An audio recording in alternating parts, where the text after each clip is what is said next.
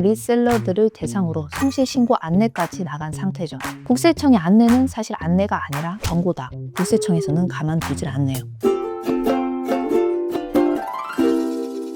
안녕하세요. 세무는 보라의 문보라 세무사입니다. 여러분, 혹시 기사 보셨나요? 리셀 하시는 분들 긴장하셔야 할 것 같습니다. 요즘 크림이나 솔드아웃 등을 통해서 용돈벌이 하고 계시는 분들 많으시죠? 저도 종종 한정판 운동화를 사기 위해서 크림을 자주 애용을 하는데 저한테 굉장히 고마운 이 판매자들을 국세청에서는 가만두질 않네요. 실제로 부업으로 리셀을 하시는 제 거래처 분들에게도 과세 예고장이 심심치 않게 오고 있습니다. 그런데 이번엔 부가가치세 신고 안내 대상자에 이런 명품 리셀러들을 대상으로 손실신고 안내까지 나간 상태죠. 국세청의 안내는 사실 안내가 아니라 경고다. 우리가 이렇게 미리 안내를 했으니 알아서 신고를 안 하면 고지하겠다라는 뜻을 가지고 있습니다. 첫 번째, 그럼 어디까지가 리셀일까요? 당근, 중고거래. 이전에 저희가 계속했던 이러한 중고거래 플랫폼을 통한 거래도 리셀에 포함이 될까요? 명백히 말해서 당근거래나 중고거래는 리셀이 아닙니다. 사실 리셀이라는 뜻은 구매한 물건을 되판다라는 뜻이에요. 하지만 현재 쓰고 있는 리셀의 개념은 구매한 새 물건을 되파는 거예요.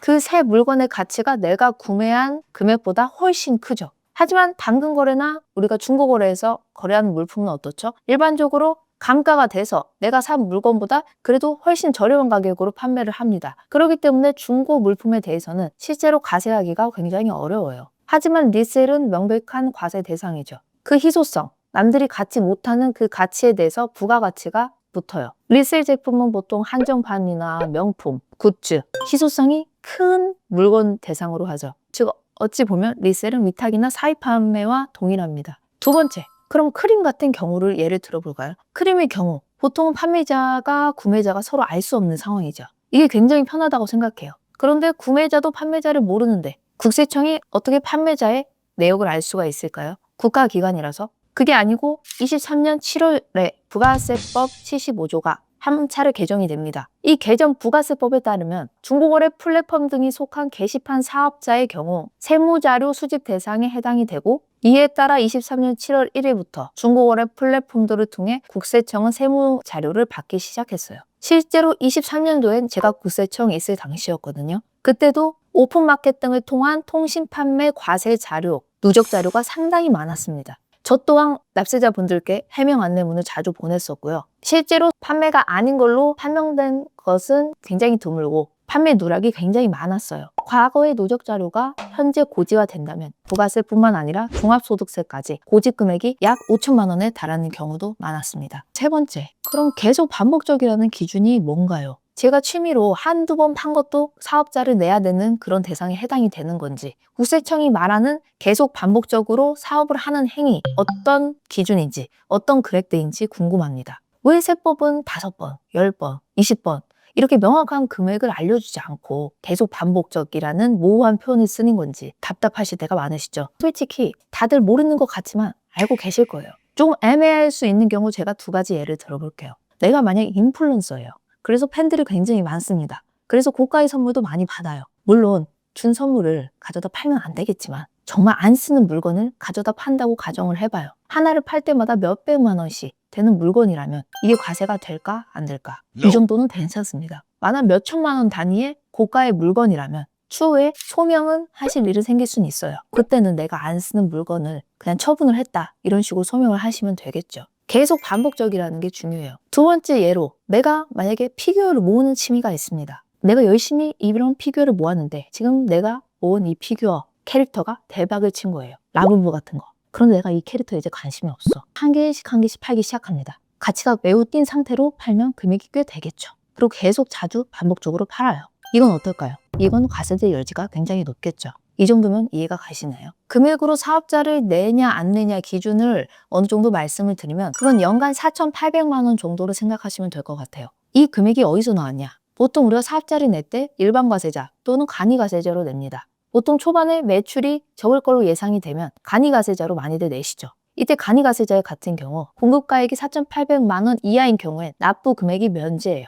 그렇기 때문에 4,800이란 기준을 두는 거예요. 왜냐하면 조사한 입장에서도 만약에 4,800원이 되지 않으면 사실 관이 과세자로 냈어도 납부 의무가 면제이기 때문에 과세 실익이 적다고 생각하는 거죠. 물론 이 금액이 절대적인 기준은 아닙니다. 네 번째, 제가 이번 해명 안내문을 받았어요. 리셀로 돈을 좀 벌긴 했지만 이렇게 해명 안내문에 나온 금액 정도는 아닌데 국세청에서 내라는 이 금액만큼 내야 될까요? 해명 안내 또 과세 예고를 할지라도 소명하시면은 충분히 금액을 줄일 수 있습니다. 그 혐의 금액이 정확히 내가 누락한 매출 금액과 동일하다면 주사관한테 그냥 고지를 해달라고 말씀을 하시면 되고요.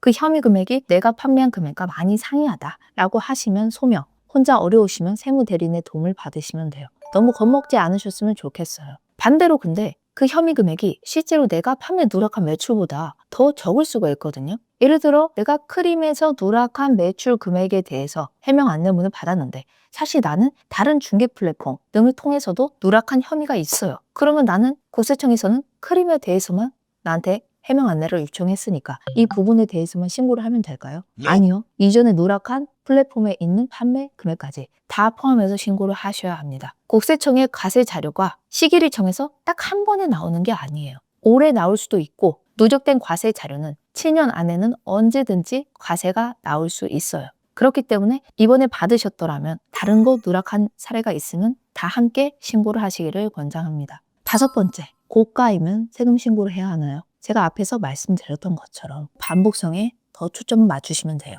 선물 받은 명품백 여러 개 있어서 이제 팔려고 한다. 어차피 명품백은 계속 가치가 오르잖아요. 1년에 하나씩, 2년에 하나씩 파시면 됩니다. 여섯 번째, 저는 중개 플랫폼은 이용하진 않고 제 SNS 인스타로 팔았는데 이런 것도 걸리나요? 중개 플랫폼이 아니라 SNS로 공구나 본인이 직접 론칭한 아이템을 파시는 분들이 꽤나 많죠. 이거는 과거 몇 년 전부터 굉장히 많았습니다. 요새는 그래도 사업자 등록을 많이 하시는 추세인데 아직도 안 하셨다면 이런 분들은 세금 폭탄 맞기가 굉장히 쉬워요. 국세청이 일일이 모든 인스타를 확인을 할 수 없어서 그렇지 간혹 탈세 제보에서도 이런 인스타에서 물건을 파시는 분들 제보가 되고 있거든요. 특히나 팔로우 분들 가까이 있는 사람이 더 무섭습니다. 일곱 번째, 제가 다른 소득도 있어서 이 사업 소득까지 포함이 되면 세금이 너무 무서워서 다른 사람 명의로 사업을 하려고 하는데 이건 괜찮을까요? 이런 문의는 정말 많이 주십니다. 실제로 이런 경우가 많죠. 나는 근로소득자라서 겸직도 금지되어 있고 근로소득에다가 사업소득까지 플러스 되면 세금이 굉장히 많이 나온다는 이야기를 듣고 무직인 내 배우자나 고령의 우리 부모님을 통해서 스마트 스토어나 이렇게 물건을 판매하는 행위도 많이 하십니다. 원칙적으로 당연히 금지예요. 국세청이 다 잡을 수는 없어서 명의대여 이런 부분에 대해서 소명 요청은 안 하는 거지만 꼬리가 길면 잡힌다고 실제로 매출 규모가 상당히 커지거나 상대 거래처 세무조사를 하는 경우에 파생돼서 명의대여임을 걸리는 사례도 상당히 많아요. 명의대여 부분이 밝혀지면 실제로 세법에서는 가산세 2% 추가적으로 과태료도 굉장히 많이 나옵니다. 이런 점은 꼭 주의하시고요. 제가 이렇게 말했음에도 불구하고 또 몰래 숨어서 판매를 하신다면 이번 하반기에 안전하다고 장담 못 드려요. 저는 개인적으로 리셀러 분들은 굉장히 능력자라고 생각을 해요. 단순히 사고 파는 행위를 넘어선 것 같아요. 상품의 가치 알아보고 그걸로 수익 창출할 수 있다는 의미니까요. 엄청난 감각이 필요하다고 생각해요. 당당히 하세요, 여러분. 사업자를 내시고 다른 사람 명의 빌려서 하실 생각 마시고요. 특히 청년분들 요즘 사업자 내시면 혜택 많은 거 알고 계시죠? 지금이 기회입니다. 도움이 필요하시면 연락 주시고요. 간단한 문의는 댓글로 남겨주시면 친절히 답변 드리도록 하겠습니다. 이상으로 세무는 보라의 문보라 세무사였습니다.